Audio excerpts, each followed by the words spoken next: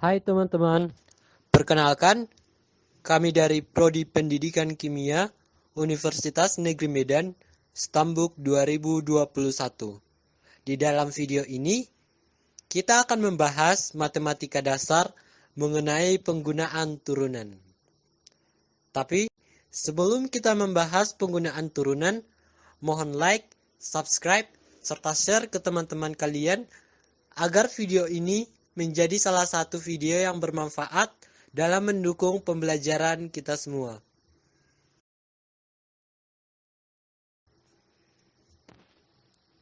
Penggunaan turunan ini disusun oleh Erika Dewi, Faros Nabawi Siregar, Mariana Silitonga, Sardes Yosua Silaban, dan Vesa Fiorella.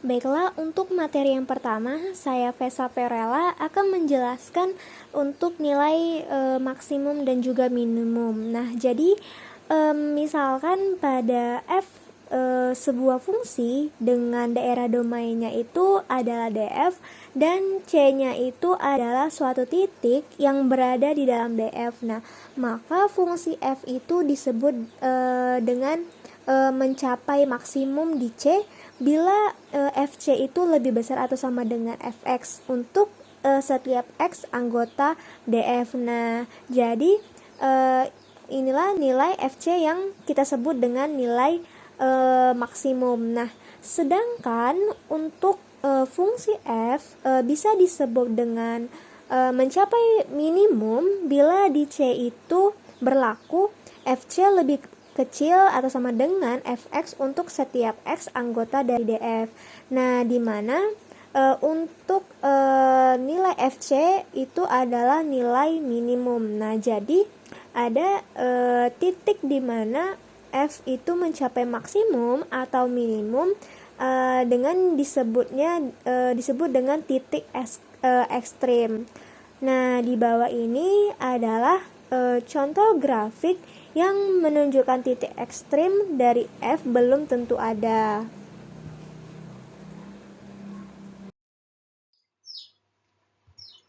Baik, untuk selanjutnya terdapat istilah namanya titik kritis. Nah, jadi lokasi kemungkinan terjadinya titik ekstrim itu ada yang berlaku beberapa model titik kritis. Nah, yang pertama adalah titik ujung interval.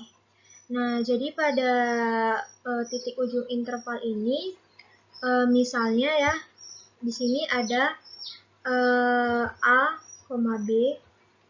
Contoh pada gambar A, B.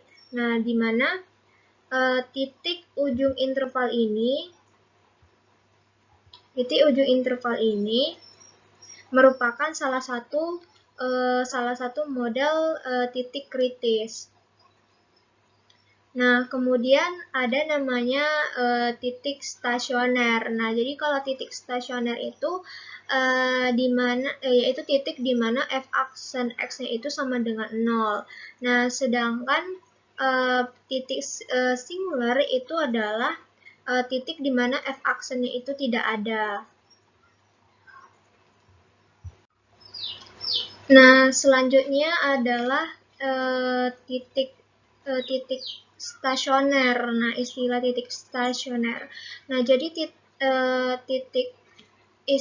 titik stasioner ini adalah titik x dengan f aksennya itu f aksen x-nya itu sama dengan 0, dan biasanya garis singgung di titik tersebut itu adalah horizontal. Nah, di mana untuk contoh soalnya ini pada gambarnya, nah jadi kan x itu sama dengan A dan x itu sama dengan B, di mana itu adalah titik ekstrim. Nah, ini.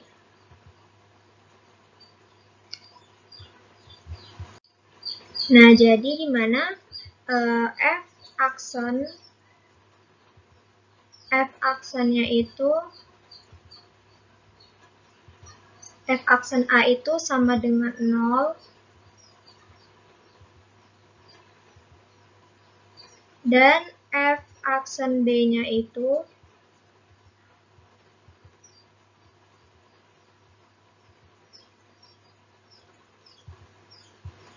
sama dengan 0.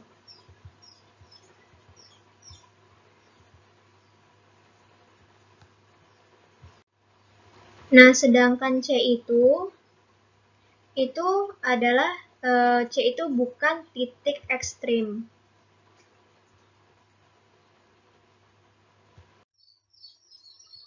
Nah, selanjutnya ada dengan istilah titik singular. Nah, jadi titik singular adalah yang sebelumnya bahwa f aksen x-nya itu tidak ada. Nah, ada beberapa, yang pertama ada dikatakan tikungan tajam, kemudian ada dikatakan dengan discontinue. Jadi discontinue itu maksudnya begini, untuk contohnya seperti ini. Nah, ini yang dikatakan dengan discontinue. Kemudian yang terakhir adalah garis singgung vertikal. Nah, selanjutnya ada contoh pada titik-titik kritis, yaitu dia ekstrim dan juga bukan.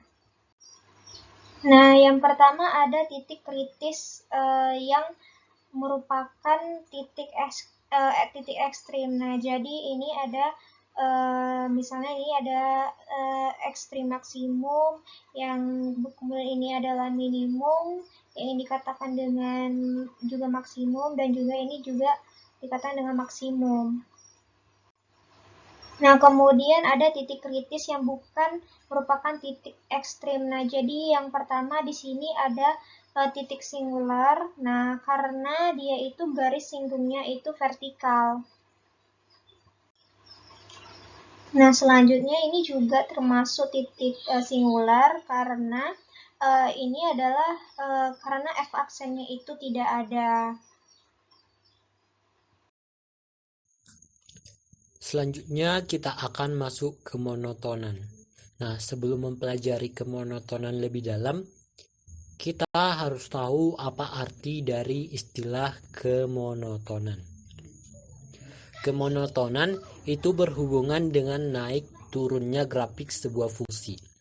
Bila variabel bebasnya bertambah besar secara geometri, grafik sebuah fungsi disebut monoton naik, gambarnya makin ke kanan makin tinggi. Dan disebut monoton turun bila grafiknya makin ke kanan makin rendah. Secara definisi, misalkan f terdefinisi pada interval i, maka f disebut monoton naik pada i bila x1 lebih kecil dari x2 atau fx1 lebih kecil dari fx2. Selanjutnya, f disebut monoton tak turun pada i bila x1 lebih kecil dari x2 atau fx1 lebih kecil atau sama dengan fx2. Jadi kalau dia monoton tak turun maupun monoton tak naik, itu memiliki tanda sama dengan. Selanjutnya, f disebut monoton turun pada i bila x1 lebih kecil dari x2 atau fx1 lebih besar dari fx2. Selanjutnya, f disebut monoton tak naik pada i bila x1 lebih kecil dari x2, fx1 lebih besar atau sama dengan x2. Berikut adalah contoh kemonotonan fungsi. Bisa kita lihat dalam grafik itu, jika f monoton naik, maka x2 itu lebih besar daripada x1. Dan jika dia f monoton turun, x1 lebih besar dari x2. Begitu juga dengan f monoton tak naik, di situ ada sama dengan. Begitu juga dengan monoton tak turun, ada tanda sama dengan di situ. Jadi kita lihat pada f monoton tak naik, x1 lebih besar daripada x2, dan monoton tak turun, x2 lebih besar daripada x1.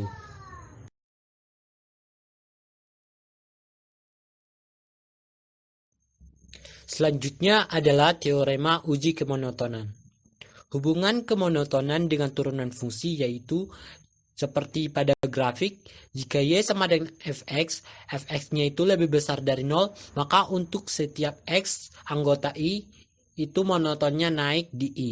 Dan begitu juga dengan grafik y sama dengan fx, f absen x lebih kecil dari 0, maka itu untuk setiap x anggota i, monotonnya turun di i.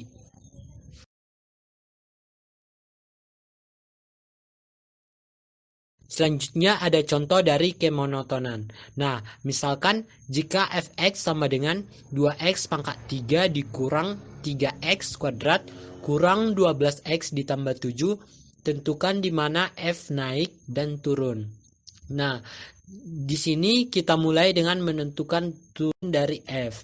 Nanti akan diperoleh fx sama dengan 6x kuadrat dikurang 6x kurang 12 sama dengan 6 kali x plus 1 x min 2. Nah, sehingga nanti kita butuh menentukan x plus 1, x min 2 lebih besar dari 0, dan x plus 1, x kurang 2 lebih kecil dari 0. Nah, solusi dari kedua pertidaksamaan ini berada di titik min 1 dan 2. Kita bisa lihat di grafik.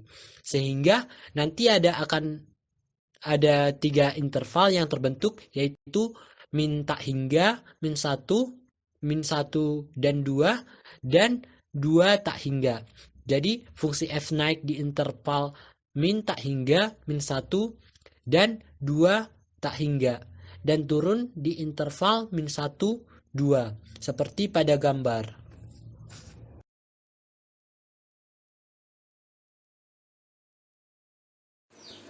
Nah, selanjutnya adalah kecekungan. Nah, pada kecekungan ini terdapat definisi. Nah, misalkan f terdiferensial pada interval i. Nah, jadi f dikatakan cekung ke atas jika f aksennya itu menaik. Nah, jadi bisa dilihat pada gambar yang pertama bahwa ini adalah cekung ke atas.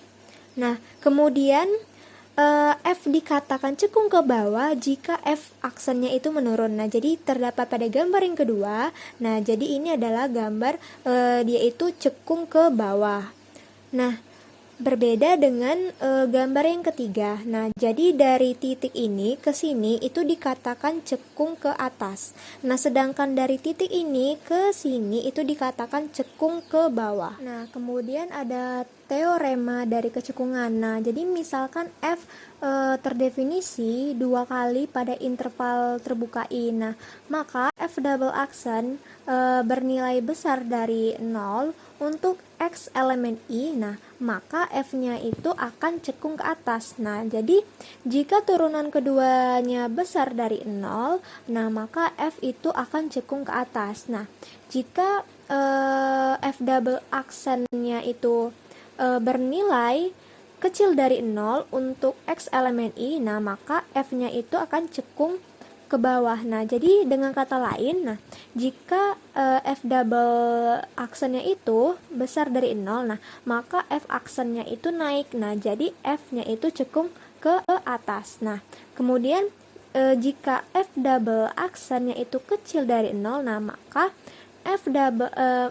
f aksen turun. Nah, jadi f-nya itu akan cekung ke bawah. Baik, selanjutnya adalah contoh soal pada kecekungan. Nah, jadi pada soalnya dikatakan bahwa fx sama dengan sepertiga x pangkat 3 dikurang x kuadrat dikurang 3x ditambah 4. Nah, dimana yang akan kita cari itu adalah cekung ke atas dan juga cekung ke bawah. Nah, langsung saja kepada penyelesaiannya. Nah, jadi yang harus kita cari adalah bagaimana turunan keduanya. Nah, ini yang pertama adalah hasil dari turunan pertama. Kalau misalnya hasil dari turunan pertama, berarti kan hasilnya itu adalah x kuadrat dikurang 2x dikurang 3. Nah, untuk hasil turunan keduanya berarti 2x dikurang 2, atau bisa kita uraikan menjadi 2 dikali x dikurang 1. Nah, jadi untuk di dalam tabel warna putih ini adalah ketentuannya. Nah, jadi kalau misalnya f double aksen itu besar dari 0, berarti f-nya itu cekung ke atas. Sedangkan f double aksennya itu kecil dari 0, berarti nanti f-nya itu cekung ke bawah. Nah, jadi langsung saja kita buat garis bilangannya dulu. Nah, kita pakai itu di antara positif 1 aja. Nah, jadi untuk nilai x-nya, nah kita misalkan nilai x-nya di sini adalah 0. Nah, Kalau nilai N-nya 0 berarti nanti F double aksennya itu sama dengan negatif 2. Nah, dari mana dapat dari negatif 2? Jadi gini, turunan keduanya itu berarti 2x dikurang 2. Berarti x-nya kita ganti dengan 0. Berarti 2 dikali 0 sama dengan negatif 2. Nah, jadi nanti hasilnya negatif 2 berarti itu kita bikin tandanya itu negatif ya. Nah, kemudian kita misalkan yang kedua adalah x-nya itu sama dengan 2. Nah, jadi untuk f double aksen sama dengan 2 itu nanti hasilnya positif 2. Nah, jadi kan 2 dikali 2 sama dengan 4 dikurang 2 hasilnya sama dengan 2. Nah, jadi untuk nilai cekung ke atasnya, nah jadi kan kalau ke atas itu dia positif. Nah, jadi nanti bernilai dari 1 sampai tak hingga. Nah, sedangkan cekung ke bawah itu kan negatif. Nah, jadi dari negatif tak hingga sampai 1.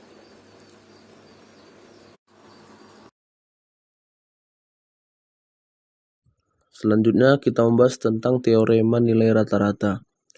Coba perhatikan fungsi f berikut pada interval tertutup a, b. Jika kita tarik garis melalui titik a, fa dan b, fb, perhatikan bahwa jika fungsi f terdiferensialkan atau memiliki nilai turunan pada interval terbuka a, b, maka akan ada garis singgung fungsi f untuk x pada interval a, b yang memiliki gradien sama dengan garis tersebut. Untuk mencari gradien melalui fungsi ini bisa menggunakan fb dikurang fa per b dikurang a. Dan jika garis gradiennya berada tepat di titik C, kita bisa menggunakannya f aksen C, yang mana f aksen C itu sama dengan fb kurang fa per b kurang a.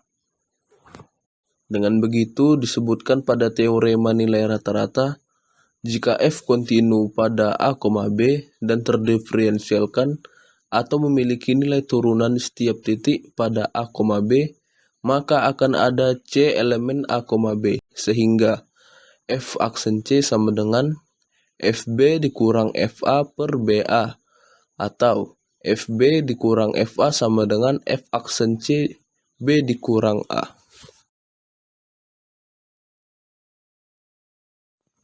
Nah, di sini kita diberikan contoh soal, yaitu fx sama dengan x kuadrat pada selang 0,5. Carilah titik C yang dijamin ada sesuai pada teorema nilai rata-rata turunan. Nah, untuk menyelesaikan persoalan yang pertama, kita lakukan yaitu adalah mencari turunan dari fungsi fx. Nah, turunan dari x kuadrat adalah 2x. Lalu teorema turunan yaitu f aksen x sama dengan fb dikurang fa per b dikurang a. Maka kita masukkan nilai b yaitu 5 dan nilai a nya adalah 0. Maka f5 dikurang f0 per 5 dan hasilnya adalah 5. Nah, 2x sama dengan 5. Maka x nya adalah 2,5 dari 5 per 2. Nah, gitu saja teman-teman.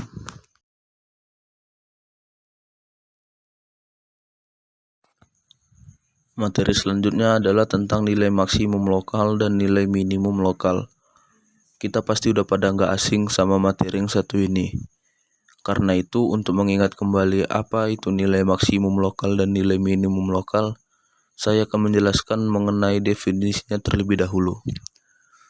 Andaikan S domain dari F yang mengandung C, maka Fc merupakan nilai maksimum lokal dari F jika terdapat sebuah interval a, b yang berisi C, sehingga Fc adalah nilai maksimum dari F pada a, b iris S. Yang kedua, Fc merupakan nilai minimum lokal dari F jika terdapat sebuah interval a, b yang berisi C, sehingga Fc adalah nilai minimum dari F pada a, b iris S. Dan yang terakhir, Fc merupakan nilai ekstrim lokal dari F jika merupakan nilai maksimum lokal atau nilai minimum lokal. Nah, di sini ada grafik yang ditunjukkan, kita bisa lihat mana nilai maksimum lokal dan mana nilai minimum lokal.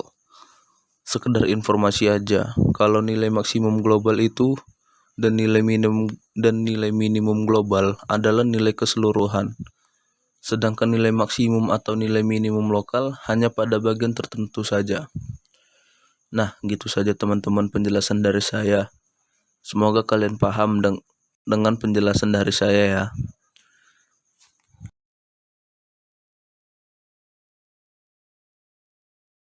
Baik, saya akan melanjutkan tentang teorema uji turunan pertama. Andaikan F kontinu pada selang buka AB yang memuat kritis C jika F aksen lebih besar dari 0 untuk semua X dalam interval AC dan F aksen X lebih kecil dari 0 untuk semua X dalam interval CB, maka FC adalah nilai maksimum lokal F. Kemudian, jika F aksen lebih kecil dari 0 untuk semua X dalam interval AC dan F aksen lebih besar dari 0 untuk semua interval CB, maka FC adalah nilai minimum lokal F. Dan jika F aksen bertanda sama pada kedua pihak C, maka bukanlah nilai ekstrim lokal F. Untuk lebih jelasnya, perhatikan gambar berikut ini. Di sini ada 3 bukti. Yang pertama, yang paling kiri.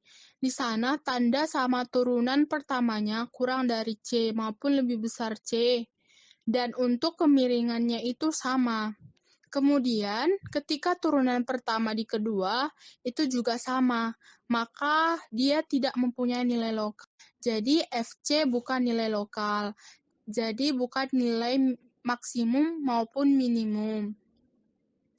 Terus, untuk gambar yang kedua, yang di tengah itu merupakan nilai maksimum dari lokal fungsi naik.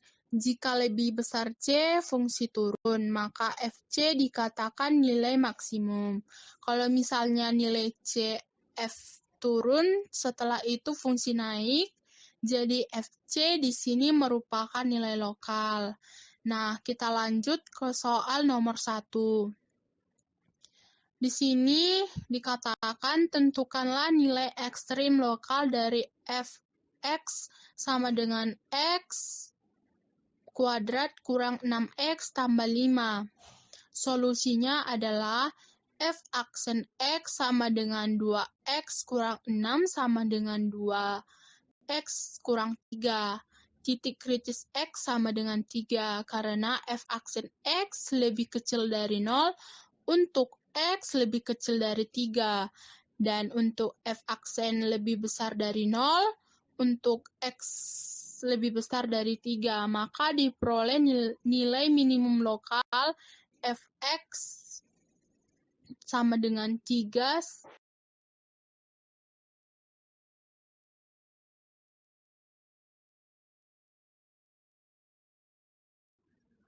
Baik, saya akan melanjut ke teorema uji turunan kedua. Kita andaikan F aksen pertama dan F aksen kedua ada pada setiap titik selangka buka AB yang memuat C dan F aksen pertama C sama dengan 0. Yang pertama, jika F aksen 2C lebih kecil dari 0, maka FC adalah nilai maksimum lokal F. Kemudian, jika F aksen 2C lebih besar dari 0, maka FC adalah nilai minimum lokal F. Baik, kita ke contoh nomor 2.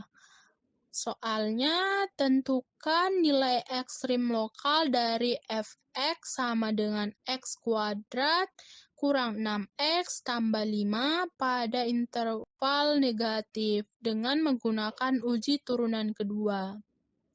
Solusinya adalah Fx aksen sama dengan 2X kurang 6 sama dengan 2X kurang 3. Dan F aksen 2X sama dengan 2 karena F aksen pertama sama dengan 3 sama dengan 0.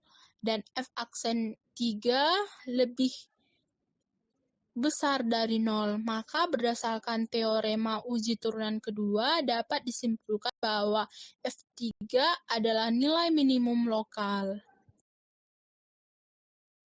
Baik, saya akan menjelaskan bagaimana cara menggambarkan grafik fungsi. Misalnya, kita punya fungsi f(x) yang akan dibuat grafik dengan kalkulus. Yang pertama, cari domain dan range-nya dari fungsi tersebut. Kemudian, cek kesimetrisannya, apakah itu fungsi genap atau fungsi ganjil. Lalu, cari titik potong pada sumbu X dan sumbu Y.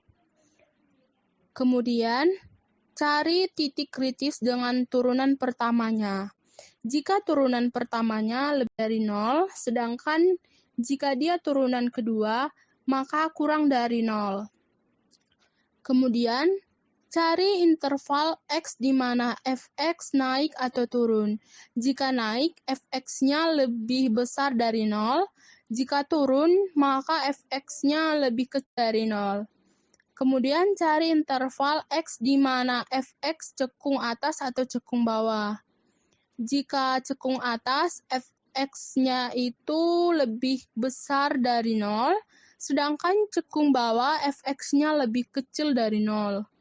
Kemudian, tentukanlah garis asimtot jika ada. Garis asimtot terbagi 3, yaitu asimtot tegak, asimtot datar, dan asimtot miring.